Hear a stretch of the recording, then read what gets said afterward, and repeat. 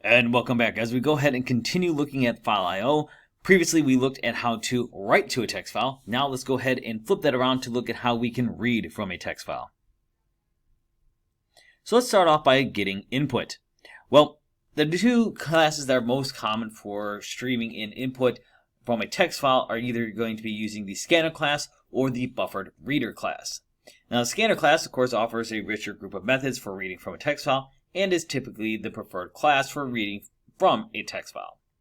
However, the buffered reader class is also widely used and is a reasonable choice and is an option that you might come across.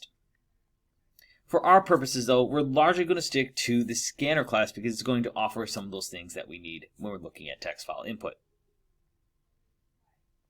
So let's go ahead and read a text file using scanner.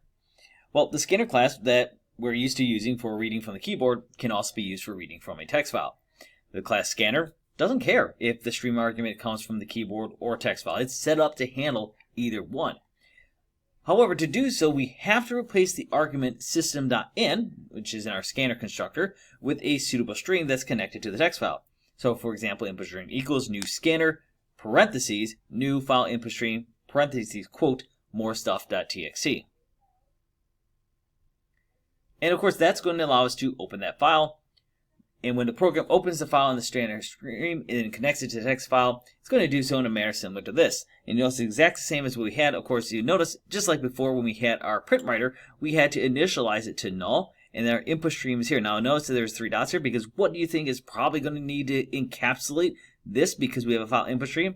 If you guessed an exception handling, you're probably correct, because we need to use those try-catch statements in order to handle if this file input stream is going to throw an error.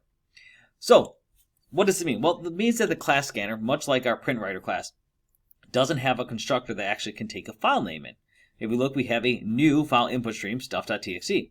So we have to use that other class, file input stream, to convert the file name to an object that can be a suitable object for the scanner constructor. And you'll notice that we have, of course, methods that we can use, such as nextInt and nextLine, to read from text files in the exact same way that we can use them for the keyboard. So it's not like we have a whole different set of methods that we have to learn when we start creating scanner objects. Now the other scanner methods that we of course can use will behave exactly the same way as from a text file as they are from a keyboard. So for example, if I had just next, or I want to do like next double, those of course are going to work the exact same way. Now opening a text file for reading with scanner of course has its own set of things that we have to handle. First off, when we create a stream in the scanner class and connect it to a text file, it's always going to be in this syntax. We have the scanner class, the stream object, which of course could be like input stream, and we're going to equal to a new scanner, so there's our keyword, and then a new file input stream, and then whatever file name we want here. Just like when we saw this with print writer, the file name is going to need to be in quotations because that is referring to a string that is referencing the file name. Now after this statement, of course, we can use whatever methods we want, nextInt, nextDouble, nextLine, and so forth, to read from the named text files just as we use these methods to read from the keyboard.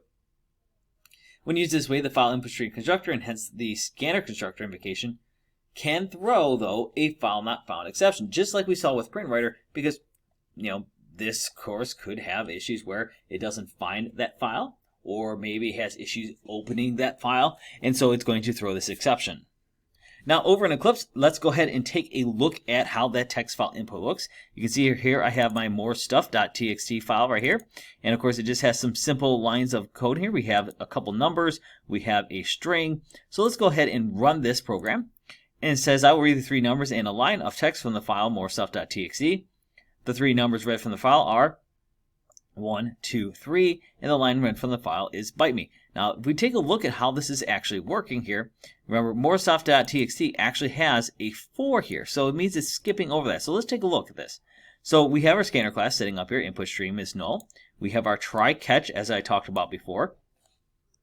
Then how we actually get those things is we have our integer. So after we, of course, create our input stream, we just simply read it in. So int num1 is an input stream.nextInt, num2 is, nextInt, nextInt, etc., etc. It's exactly the same as when we do keyboard input.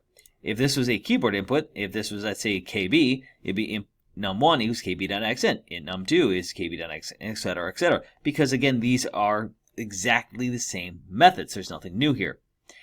But then you'll notice we see an input stream dot next line, and it says to go to the next line, which means it's simply going to move us to the next line, because if you notice, we would technically still be here at 4. However, one of the things that we have to understand is that this is not actually storing this value. If you look, this one does, because it takes the next line and stores into the string, which is bite me, and you can see it will output it. And just to demonstrate this, if I create another string, let's just call this one dispose, because I'm going to get rid of it. And then if let's go ahead and just print that out.